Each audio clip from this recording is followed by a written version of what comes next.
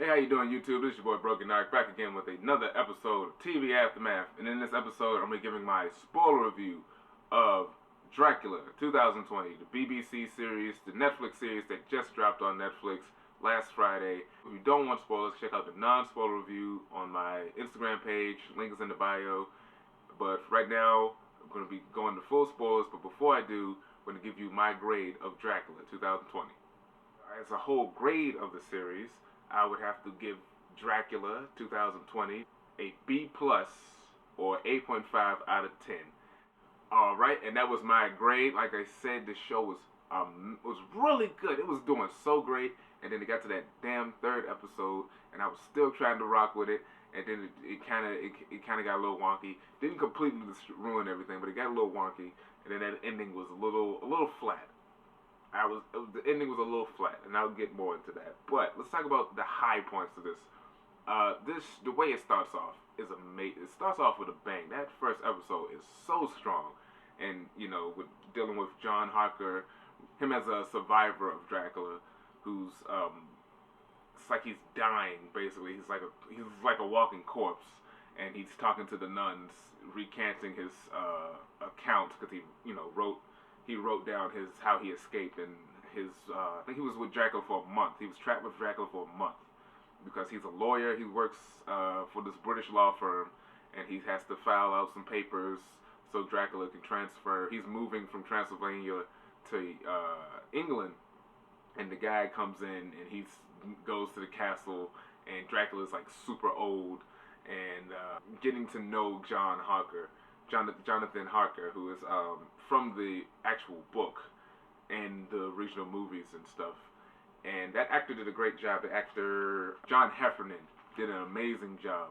And I like how you would think he was gonna be kind of a wimp, but like he had this inner strength into him, which Dracula admired. And I don't know if this has been done in the stories or the movies before, but I like when Dracula drinks a person's blood, he gains their knowledge. Like he was speaking with a thick, I guess, Transylvanian accent, and he was slowly drinking Jonathan's, like unbeknownst to Jonathan, he was drinking his blood. And whenever he would sleep and he would wake up the next day, or the next day in the night when you see Dracula, he looks younger, and his voice changes, his accent changes to where he's speaking with an English accent, and that whole thing where you realize that Jonathan is getting weaker as Dracula's getting stronger. So Jonathan is talking to this nun who, once again, Sister Agatha, one of the best.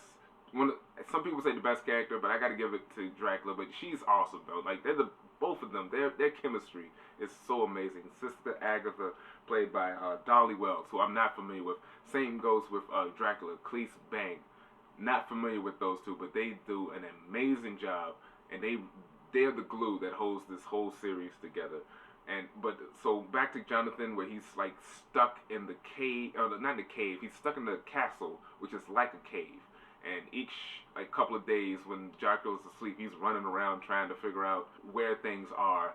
And then there's that moment when he runs into the room with all the zombies. Which I guess they were vampires too, but they were like, well, no, they weren't vampires. That's right. So in this series, they have a lot of zombies, where the zombies were like stuck in this box, and they crawl out of the box like contortion wise, and they start chasing after Jonathan. But you find out that in this world, zombies exist, but they're not inherently evil, because there's the dead, there's the living, there's the dead, and then there's the living dead. And you don't want to be stuck in between, because your body is rotting and the person's still alive and they can feel it, and they're still somewhat they're conscious, but they can't die, and it's like you're stuck in a place you don't want to be. That's worse than death, is the living dead. And I like how the zombies weren't initially evil. They were victims they wanted release, Eventually he comes into this sort of laboratory that Dracula has, where he's got these boxes, and earlier there was someone had crawled down and carved in the window, "Help us." And that's why he was searching the castle, because he was trying to figure out who that was.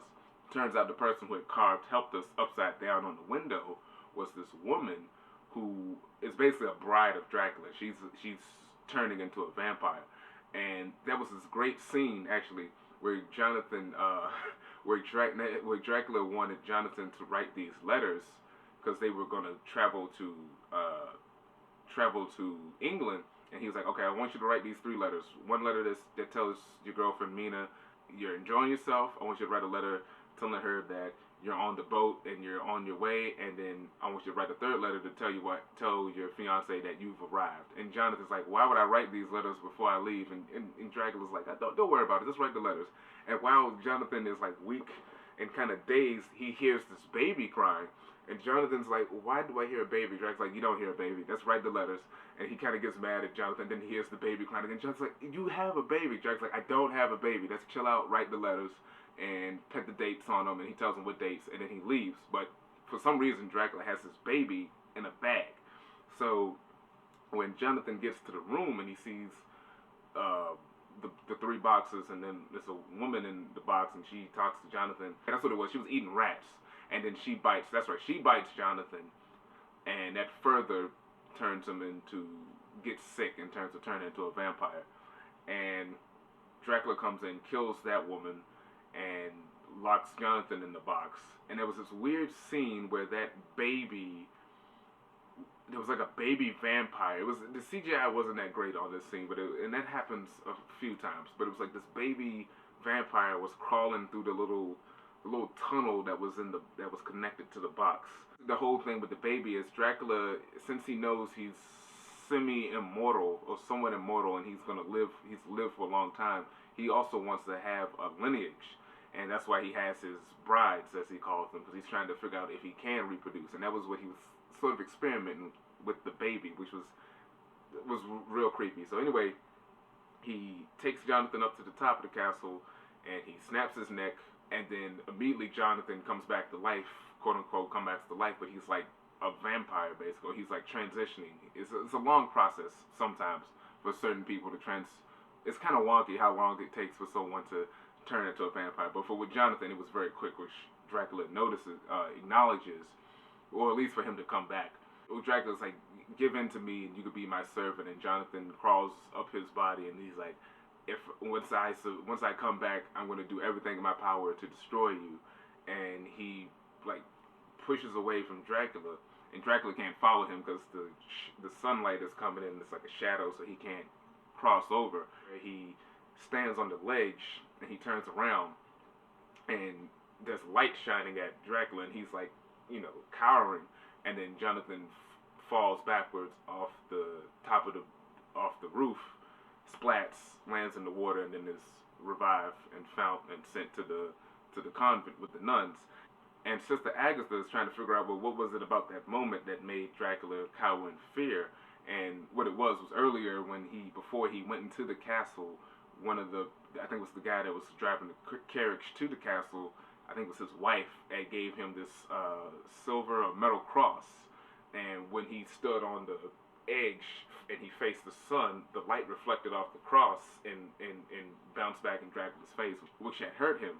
There's 2 nuns, and Jonathan's talking about how he wishes he can get back to his fiancée Mina, but she doesn't want to see him looking like this because he looks terrible. He looks like a rotting corpse. You basically find out the woman that's sitting with the nun, Sister Agatha, is Mina in disguise.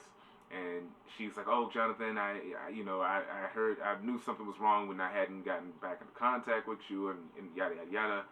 And then it gets awesome. This is still the first episode, but then it gets awesome because the nunnery is attacked by bats.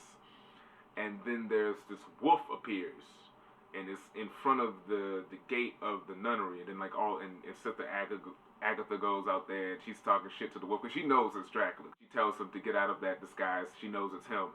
And then this is one of the grossest moments where the wolf it screams and then it falls on its side, and then Dracula rips out of its stomach, and he crawls out of his stomach, and he's just butt ass naked, but he crawls out of the wolf's stomach and he's covered in blood. Not a lot of blood, but covered in blood.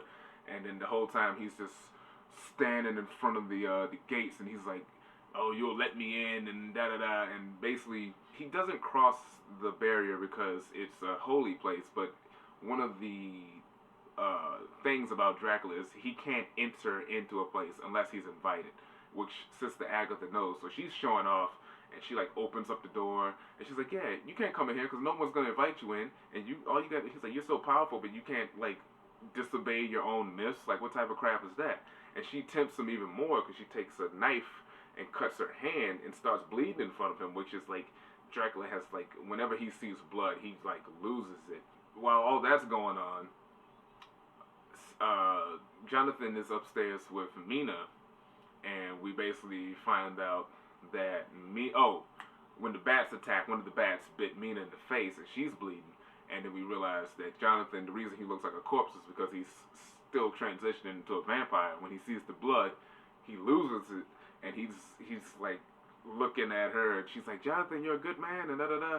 And she has one of the stakes, and he takes the stake, and he stabs himself in the chest.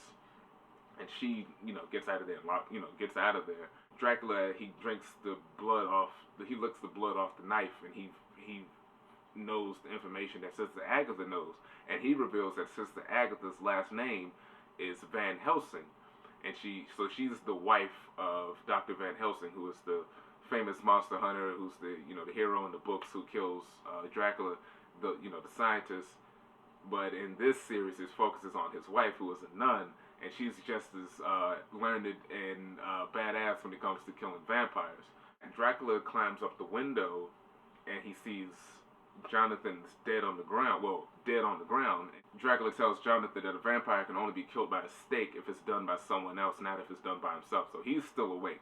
And so Jonathan gets up and he looks at Dracula. Dracula's like, "So Jonathan, why don't you just let me in?" So the women are downstairs partying. One of the nuns' heads gets chopped off. And everybody's like, "What the fuck?" And they're like, because Dracula has swords, and Dracula had the sword and cut her head off. Dracula's just like, "Oh yeah, y'all thought y'all really did something, didn't y'all? No, I'm gonna kill every one of y'all." Sister Agatha and Mina, they sneak out and go through like the hidden passageway to her little lab area. And so the other nuns are standing around with their crosses on them. And he's like, "You know what? I don't really have to get my hands dirty. I'm just gonna stick some wolves on you." So he calls in some wolves, and the wolves come in and just start eating the hell out of everybody. It was messed up. Sister Agatha gets out the little wafers, the little bread chips or whatever that represents Jesus, and she makes a circles around her, and it's like sanctified, and it's like a little barrier, and no vampire can cross that barrier unless invited in. So they're hanging out, and then Jonathan walks in. And he's like, "Mina, he got in, I'm so sorry, but, I love you, da-da-da." And Mina, like a jackass, is like, "Oh, Jonathan, I love you." And Sister Agatha's like, "No, don't let him in. He's a vampire." And she's like, "Oh, but I love him. He's different. Like you said, he's strong. He's good." And so Sister Agatha's like, "Bitch, don't do it." And then Mina is like, "Jonathan, come in." So Jonathan walks over, and she's hugging up on him, and she looks him in the face, and she mentions how even though he was a vampire, he still had his beautiful blue eyes. She's looking at his eyes, and she's like, "Jonathan, what happened to your blue eyes?" And then he looks at her, and he's like, "I'm not Jonathan." And it's Dracula in disguise, and he like rips his face. He rips Jonathan's face and reveals Dracula's face. It was awesome. And that was the end of the first episode. Right there, it was bam. Second episode, we are in, I believe, Romania. These random people, most of them are rich, get on this boat, this rickety sort of ship, and they're all going from Romania to England. And they note that there's all these big boxes of soil in there.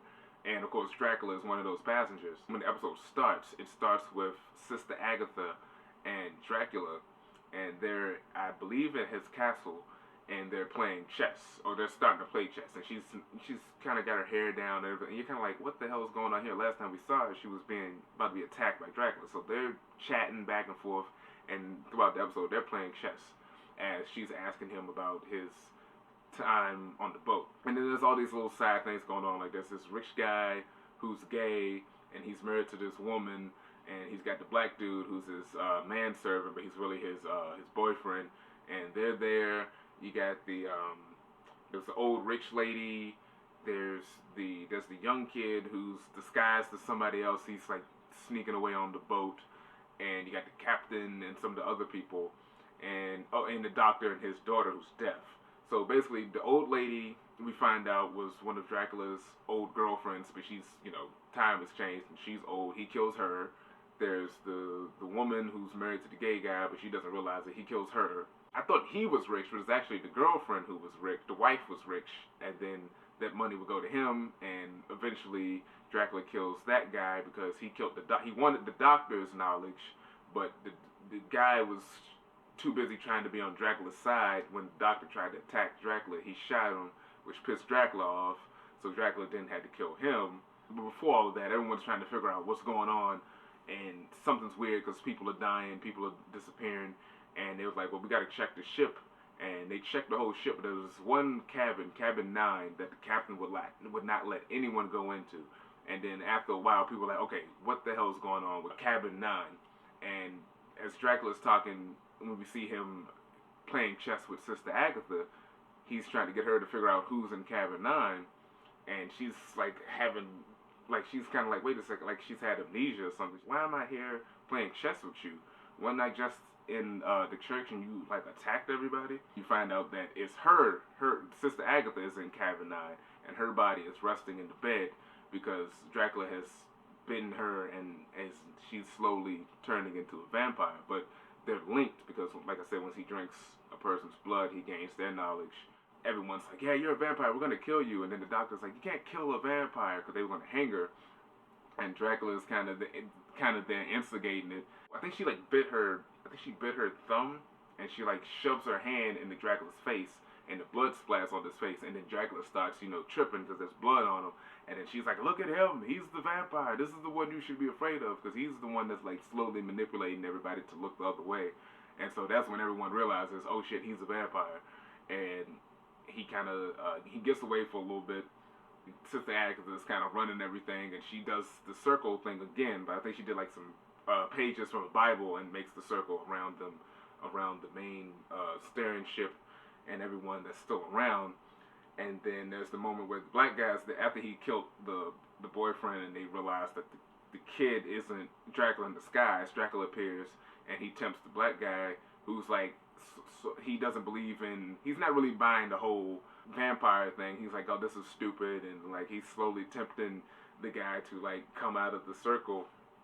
And he pulls out his gun. He tries to shoot Dracula. It doesn't work. He stepped out of the circle. It doesn't work. He kills him.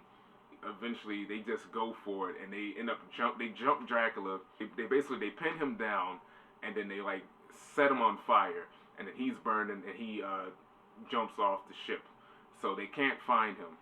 And I think before that, they took all of his, because he needs his soil with him wherever he goes. The soil from Transylvania, and he had all these big boxes of soil. They just dumped all of those off the ship, except for one, where he and Sister Agatha wanted to keep it because she knew he would have to go back there in order to rest at some point, and they couldn't find him. Then that's when he killed the boyfriend and all of that.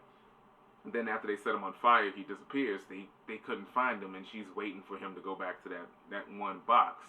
She gets the captain to set up sort of all the flammable stuff together so she can blow up the boat, blow a hole in the ship and let it sink before it gets to England, because she's like, this cannot reach England. So the boy and the big dude with the one hand, they leave.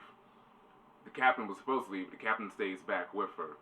And as she's sitting there thinking, she realizes, I got rid of all of his stuff. Where is he? She realizes the bed that she was sleeping in was filled with his soil. So that's where he was resting the whole time. She's in the bottom of the ship waiting for him, but he was actually up in the cabin chilling for most of the day. So the captain comes back, and he's like, hey, I'm the captain. I'm going to go down with the ship. And he wants to get her drink some wine. As soon as he leaves, Dracula attacks him, and he's like, hey, why don't you join me up top to get some wine? So she goes up top, but before she does, the captain is still alive, and he's like, hey, distract him. So she goes up top, and she tries to distract Dracula, and while she's doing that, the captain blows up a hole in the bottom of the ship. So the ship is sinking, and Dracula, he tries to run back to his tomb, but it's too late. The ship gets washed away, and everything goes down, and you see the guys looking at the ship, and they're like, oh, that's sad, but what we're going to do is we're going to tell their story when we get to England.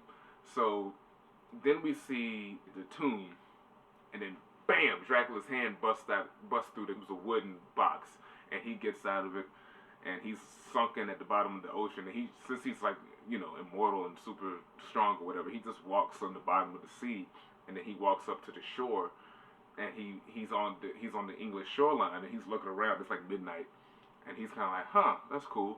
And then you hear this noise, and then bam, a bright light shines on top of him, and there's a helicopter, and he's looking around, and then like all these police officers pull up, and then this woman gets out of the car who looks like Sister Agatha, and she's like, Count Dracula I'm glad you finally made it. And then that's the end of the episode, and then it's like, wait, what the, it's modern day, and it's like, whoa, what's going on? Why does this woman look like Sister Agatha? And then that's when we get into the third episode. Which, like I said, the third episode is really good in the beginning. Most of it's pretty good in the beginning. So we find out that Dracula had been underwater for 123 years. And now it's the modern day. And this woman looks like Sister Agatha. But we find out she's not Sister Agatha. Her name is Zoe Van Helsing. And I believe she's Sister Agatha's niece on the Van Helsing side of the family. Like, down the generations. And she knows about Dracula. She was prepared for Dracula. I forget how she knew he would pop up at this. That was one of the, I don't remember how she knew he would pop up at that moment, but she knew he would be on the loose at some point. So they try to capture him. He breaks away because they're idiots.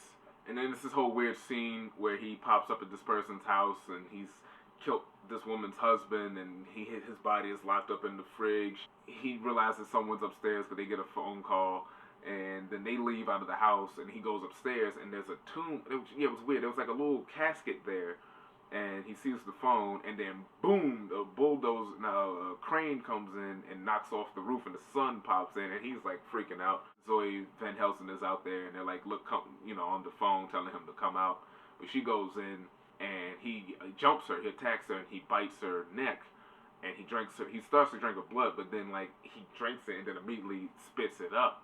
And he kind of goes into a little bit of a shock, and then they capture him, and I was kind of pissed off at that moment because I'm like, oh man, Zoe, she just got bit by a vampire, she's gonna turn into a vampire, but then he spits it up, and I'm like, something's not right there, and that stuff was cool. Then we get into this crap with this character called Jack. He's this kid, he's a British kid, he's a junior doctor, and he's obsessed with this woman named Lucy. Lucy played by Linda West, and Jack played by Matthew Beard. Lucy is his ex-girlfriend, and she's this hot chick. She kind of looks like a sexier version of Tessa Thompson, and he's still in love with her and whatever. So then we find out him and Zoe work at this foundation called the Jonathan Harker Foundation, and they don't really explain what their deal is, but it's a private corporation, and it was founded by Mina Harker, the original Jonathan's wife,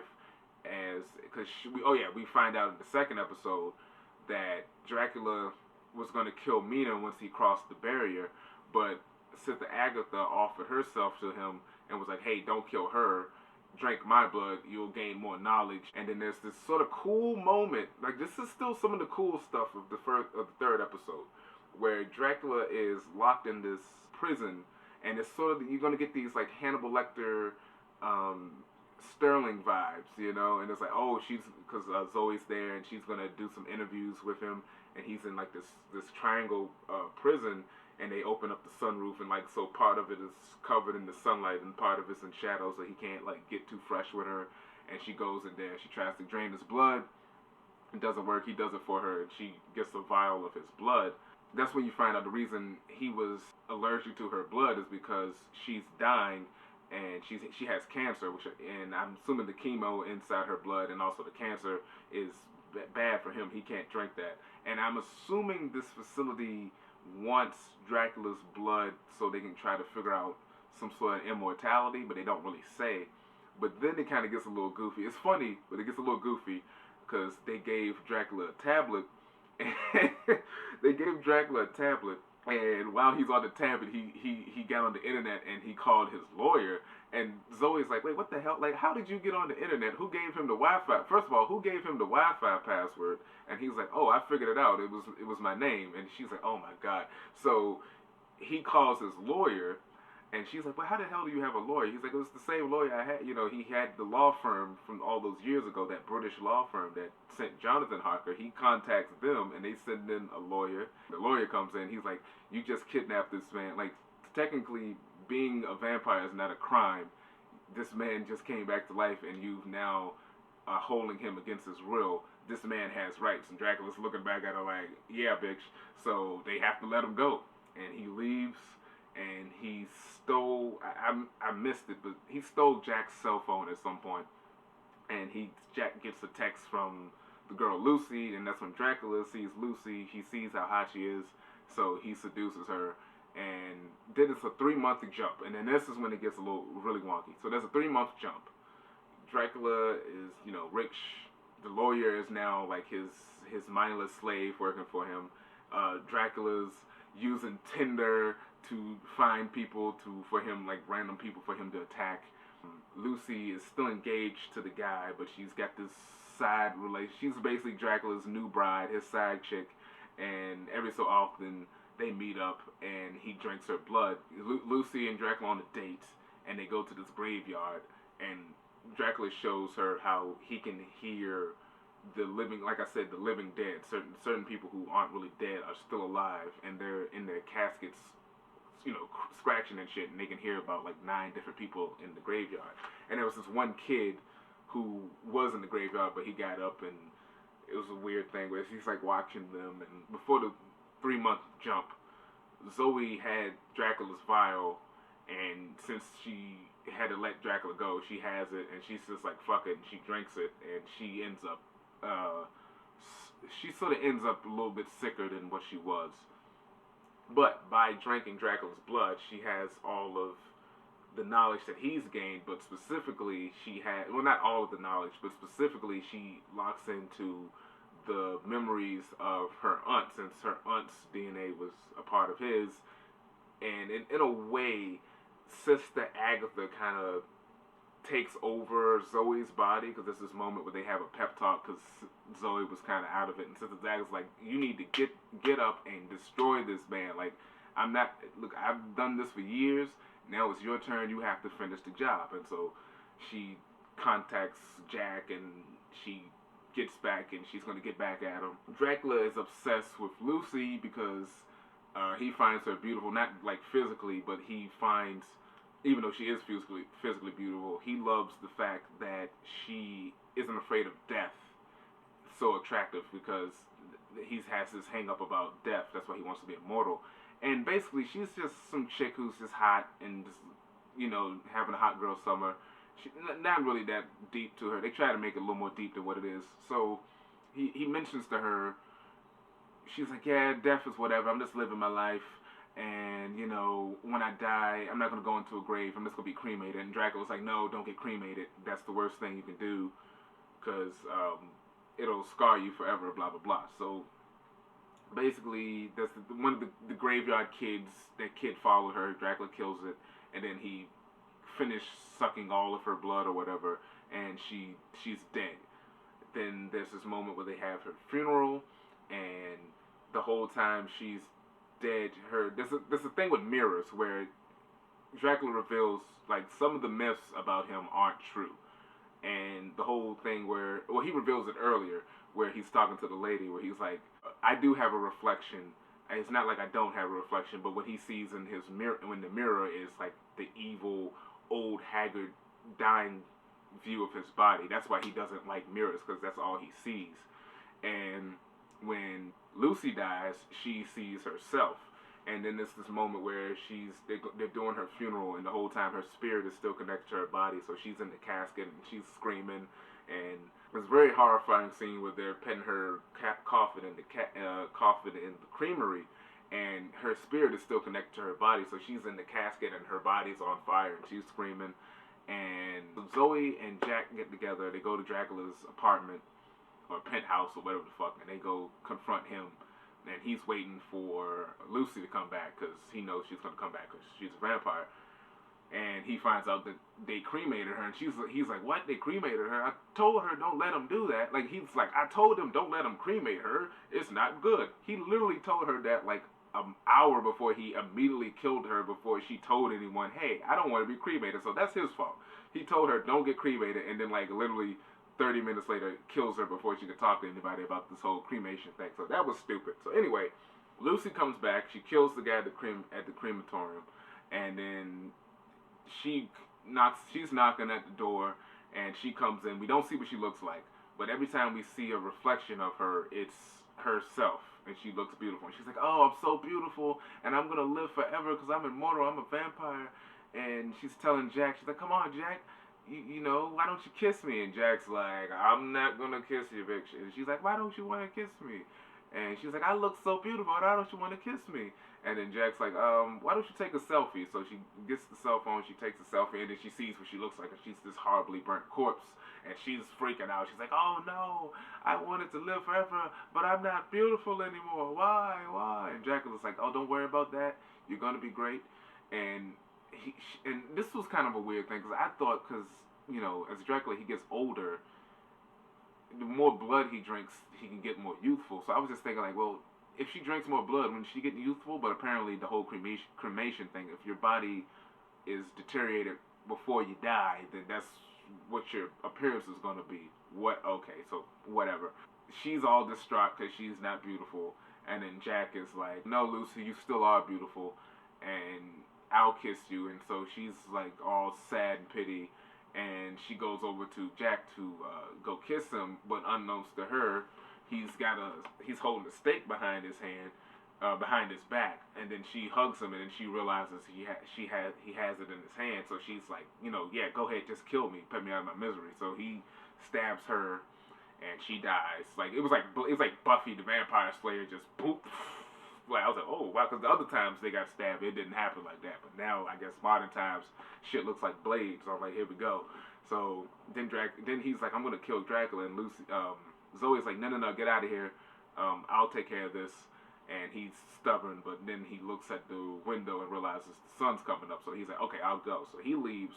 And this is, like I said, this is the point where it seems like Zoe has been possessed by Sister Agatha.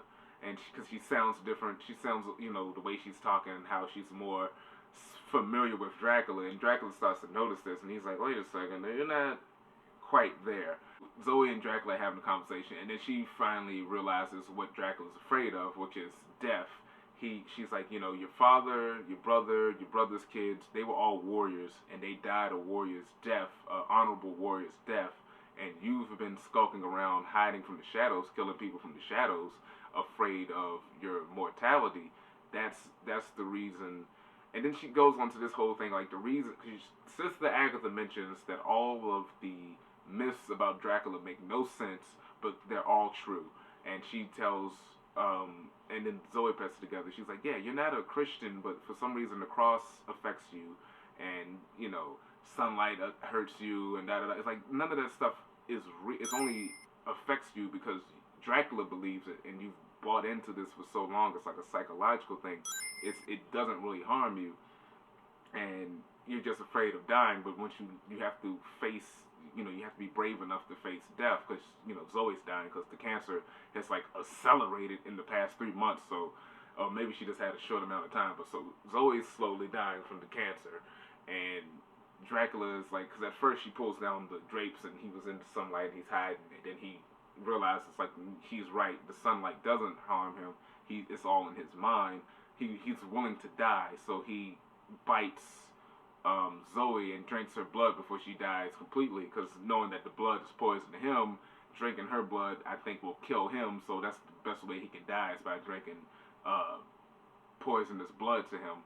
And then that's how the show ends. And it was kind of wonky. That ending was like, I don't know. I was expecting them to go into the modern time. I wasn't too mad about them going into the modern times, because I was expecting that to happen, but expecting that for maybe like the next season. If they were going to do this like Sherlock, where they would do another season, I was like, okay, maybe the next season would be in the present. But they went to it in the 3rd episode, and they kind of like ended it, kind of.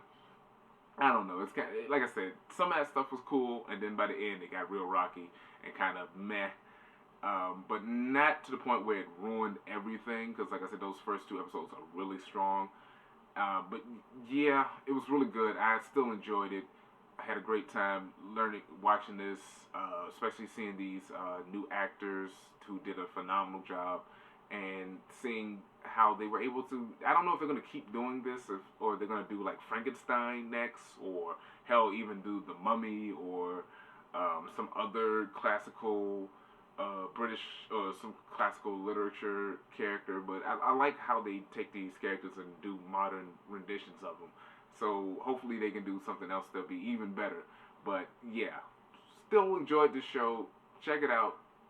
It's worth checking out, especially right now. There's not a lot of new stuff going on, so here's something to kind of hold you over. And that's all I have to say for this. If you like this video, hit the like button, subscribe to the channel, and check out other videos on this channel, and stay tuned for more videos. Peace.